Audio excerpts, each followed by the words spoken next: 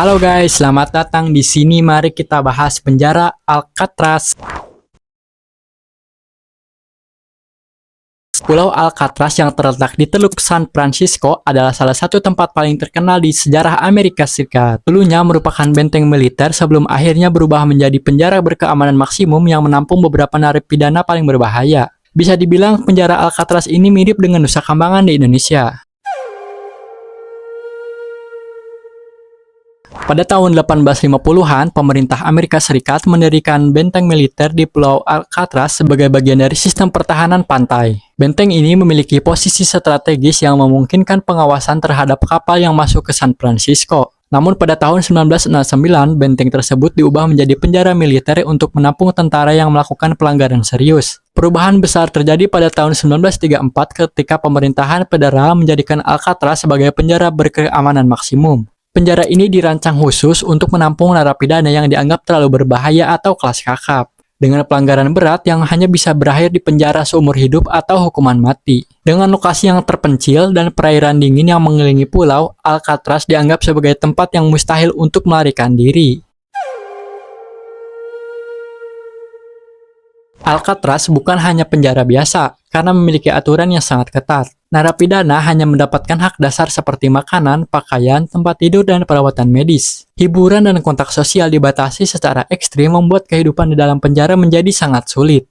Beberapa narapidana terkenal yang pernah mendekam di Alcatraz diantaranya Al Capone, gangster legendaris yang dipenjara karena penggelapan pajak. Robert Stroud, the Birdman of Alcatraz, seorang narapidana yang dikenal karena minatnya terhadap burung dan penelitian ornitologi. George Machine Gun Kelly, penjara terkenal era 1930-an yang dihukum karena penculikan dan perampokan. Rutinitas sehari-hari narapidana sangat terbatas, hanya bangun pagi, bekerja di berbagai tugas penjara, lalu kembali ke sel dengan sedikit interaksi sosial. Kesendirian dan ketegangan psikologis yang tinggi membuat Alcatraz menjadi tempat yang menakutkan bagi banyak narapidana.